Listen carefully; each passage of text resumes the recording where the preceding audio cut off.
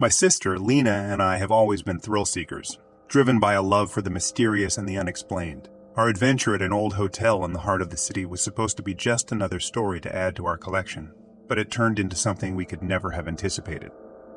We were staying at the hotel for a weekend getaway, soaking up the history and charm of the place. It was our last night, and neither of us could sleep.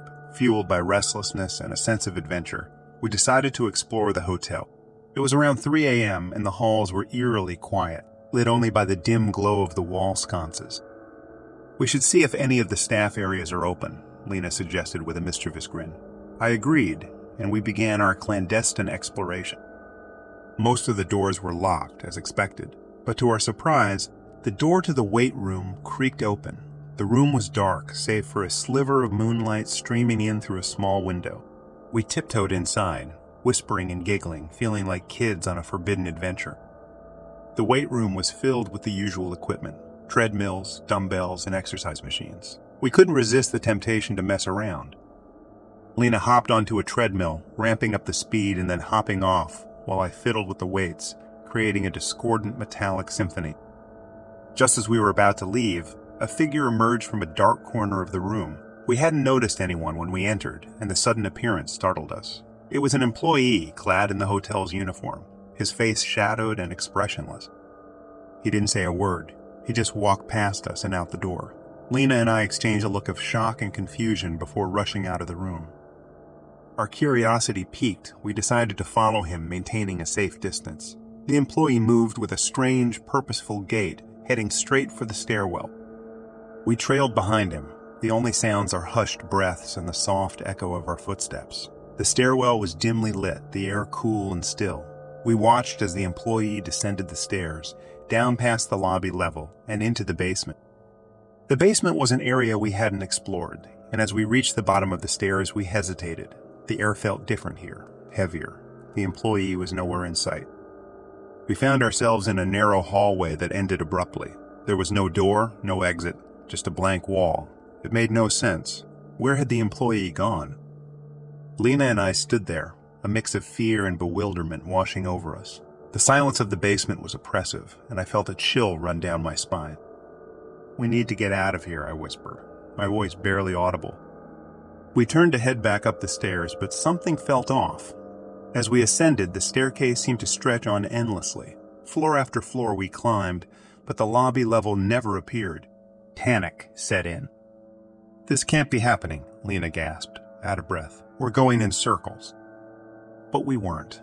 The stairs were different, the walls marked with unfamiliar scratches and stains. It was as if we were in a different part of the hotel, a part lost in time and space.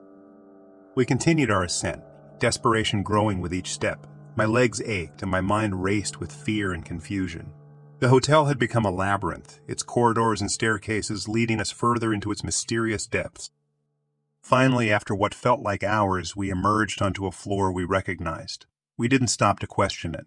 We just ran, taking a zigzag path through the halls, making sure we weren't being followed. When we reached our room, we locked the door behind us, our hearts pounding in our chests. We sat there in silence, trying to process what had happened. The next morning, we checked out of the hotel as early as we could. The lobby was normal, with guests and staff moving about their day. It was as if the night's events had been a bad dream. But Lena and I knew better. We had experienced something unexplainable, something that defied logic and reason. The hotel held secrets in its walls, secrets we had inadvertently stumbled upon. To this day, we talk about that night, about the endless staircase and the disappearing employee. We never returned to that hotel, and we never will. But the memory of that night lingers, a haunting reminder of the unknown that exists just beyond the veil of the ordinary.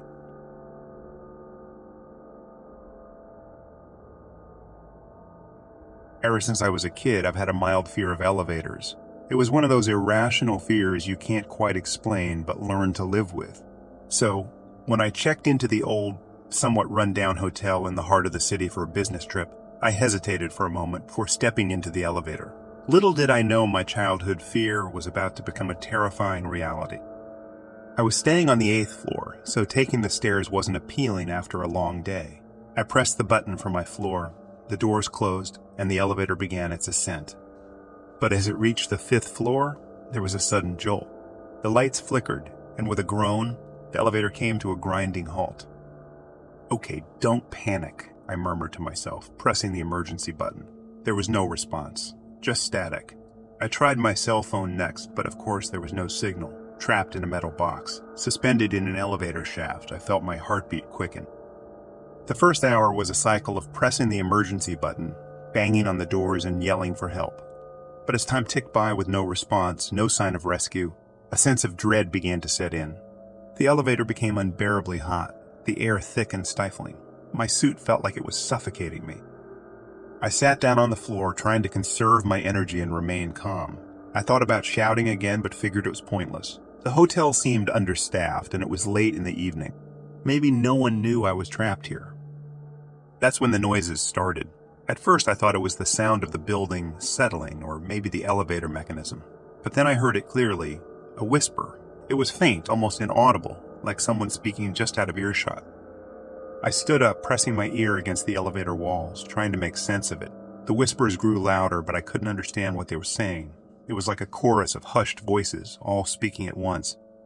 Fear crept in, my mind racing with every possible explanation. Was I imagining it?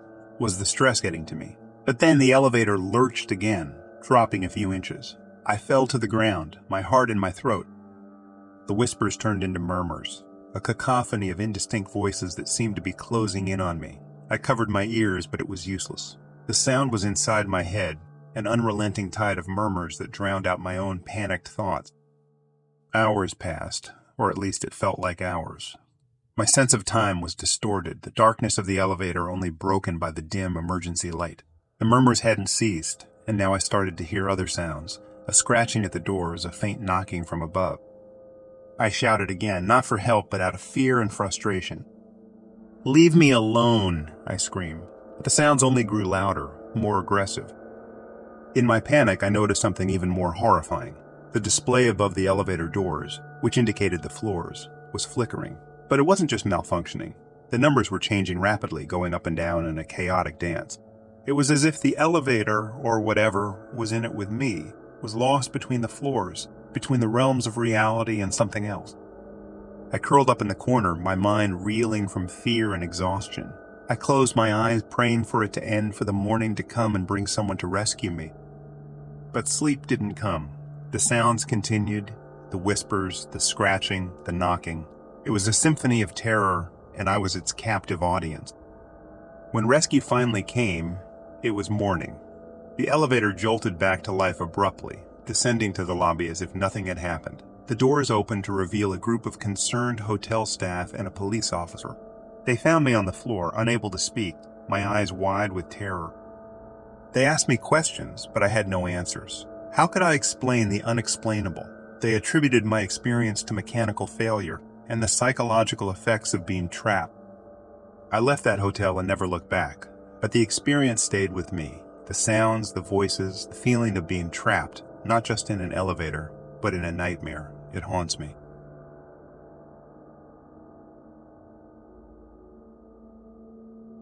My mother used to work at a hotel in Washington, D.C. back in the 90s as a housekeeper since she needed money because she was a refugee from Vietnam. Even though she didn't know much English at the time, she knew enough to get by at her job, and all the other staff and hotel guests loved her because of how sweet she was. Because of this, anytime high-profile guests, such as the Backstreet Boys, would stay at the hotel, the manager always sent my mom to clean the room since she was good at it. Anyways, one day a guest came who we will refer to him as Mr. M, because I don't know his real name, and checked into their most expensive suite. As usual, the manager told my mom to go take care of his room. As she got there was a "Do Not Disturb" sign, so she told the manager she would come back later. What was weird was that no one was ever allowed in his room. The man stayed there for over a month, and not one time did he let a staff come in to clean. However, he paid a lot, and he gave a warm welcome every time he passed a staff member, so no one paid him any attention. Then one day, people didn't see him anymore, so they assumed he'd checked out, even though the receptionist had no account of this.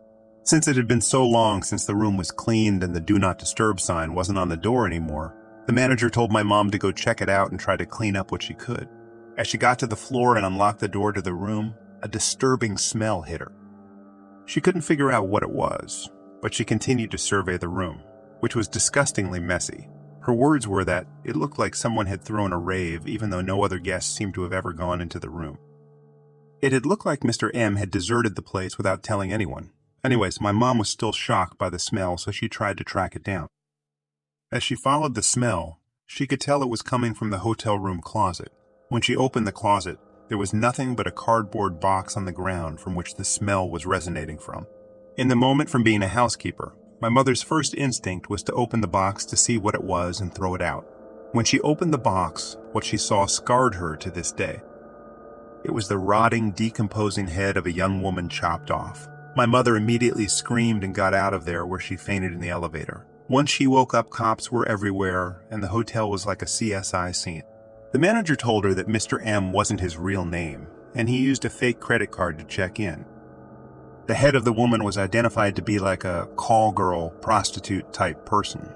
I don't know much more in any nitty-gritty details, but I'm sure one can look it up on the internet for more information. Needless to say, my mom quit that day.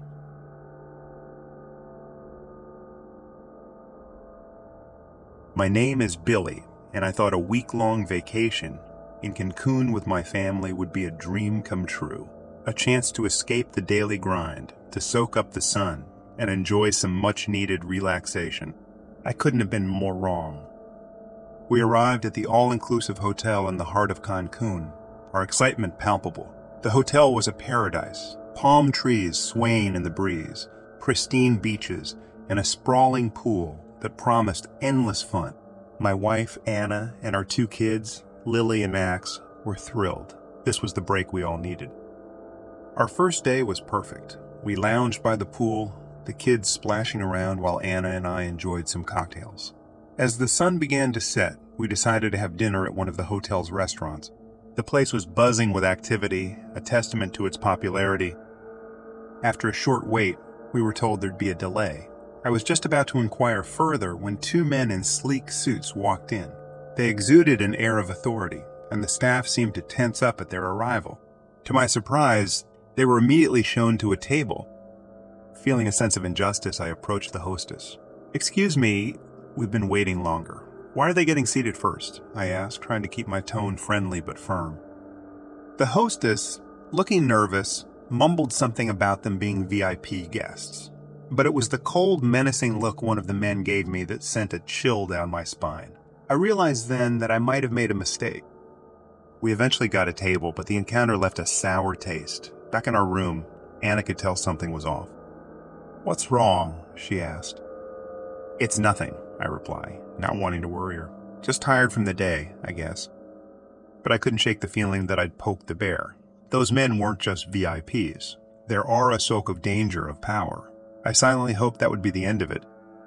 However, late that night, there was a knock on our door. My heart sank. I peered through the peephole and saw the 2 men from the restaurant standing outside. Panic set in. How did they know my room? What did they want? I opened the door, feigning calm. "Can I help you?" The man who had given me the cold look earlier stepped forward. "You should learn to mind your own business," he said, his voice low and threatening.